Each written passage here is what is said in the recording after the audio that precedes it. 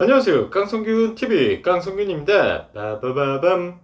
이번 콘텐츠에서는 얼마 전 택시기사가 고의로 구급차에 사고를 내고 운행을 막아 이송 중이던 환자가 사망한 사건, 다들 기억하시죠? 정말 국민적 공분을 일으킨 사건이었는데요. 이 택시기사가 1심에서 구형 7년을 선고받았다고 합니다. 함께 알아보시죠. 먼저 사건에 대해 간단히 다시 알아볼게요. 택시기사가 6월 8일 서울 강동구 고덕역 인근에서 구급차를 가로막은 사건. 검찰은 특수폭행, 특수재물손괴, 업무방해, 보험사기 방지법 위반 4가지 혐의를 적용해 기소. 택시기사는 사설 구급차가 앞으로 끼어들자 고의로 들이받아 구급차를 손괴했다. 사고 이후 환자를 병원에 모시고 오겠다는 구급차 기사의 말에 사건 처리가 먼저인데 어딜 가? 죽으면 내가 책임진다며 가로막아 11분 동안 응급 환자의 이송을 방해. 그리고 72만 원을 수리비 명목으로 받음.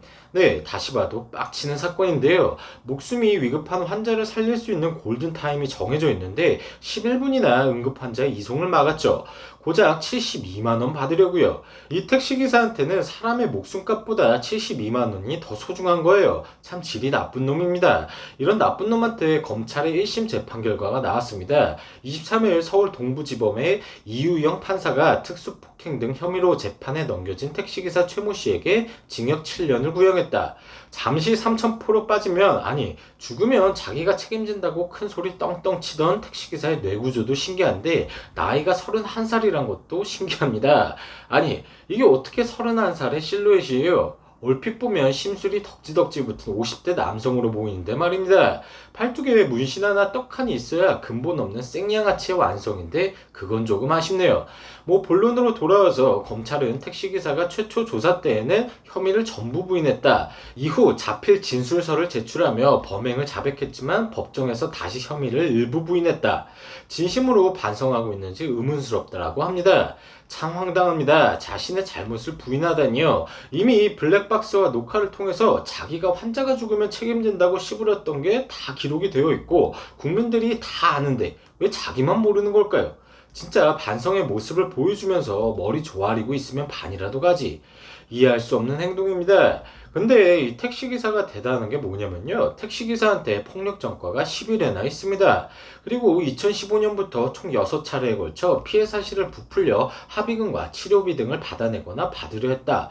검찰은 최 씨가 과거에도 한 차례 구급차와 일부러 사고를 내 보험금을 타내려 한 것으로 보고 있다. 네, 딱 보이죠? 택시기사는 상습범인 거예요. 현재 우리나라에서도 구급차가 사이렌을 울리면 길을 터주는 일명 모세의 기적이라는 시민의식이 자리 잡고 있죠. 이런 좋은 일에 동참은 못할 망정 악용을 한 전과가 있는 겁니다. 그것도 구급차에 탑승한 환자의 목숨을 담보로 말이죠. 택시기사한테 한 가지 묻고 싶습니다. 자신의 부모님이나 사랑한 사람이 목숨이 위급하여 이송 중인 상황에서도 사고 내고 사고 접수부터 하라고 할 수 있는지요? 지금은 고인이 된 환자도 누군가에게 사랑받는 사람이었고 누군가의 부모였습니다. 참 안타까운 사건이며 다시 한번 고인의 명복을 빌겠습니다. 최후 변론으로 택시기사는 사회에 나가면 다시는 운전 업무에 종사하지 않고 평생 반성하며 살겠다. 변론하는 동안 울먹이기도 했다. 운전 업무에 종사하지 않고 평생 반성하며 살겠다. 아니 말하는 게 자기가 운전 업무에 종사했기 때문에 이 사단이 났다 이런 느낌이에요. 택시기사가 서빙을 했다면 손님한테 지가 먼저 어깨빵 쳐놓고 치료비 받을 놈입니다. 그리고 걸리면 서비스업에 종사하지 않고 평생 반성하며 살겠다 이러겠죠. 그리고 판사분들 울먹이는 거에 속으면 절대 안 됩니다. 전과폭력 11범인 범죄자예요. 앞선 11번에서도 자숙하겠다, 반성하겠다, 후회한다 이러던 놈이 12번째에는 정신을 차릴까요? 그냥 이거 사람이 문제입니다. 가장 좋은 방법은 이런 사람이 또 다른 국민들에게 해를 끼치지 않도록 격리하는 것이 답이라고 봅니다. 그러기 위해 법이 있는 거고요. 대부분의 재판이 2심에서 1심 구형의 절반이 실제 형량이 되는 사례들을 저도 시청자분들도 많이 봐왔습니다.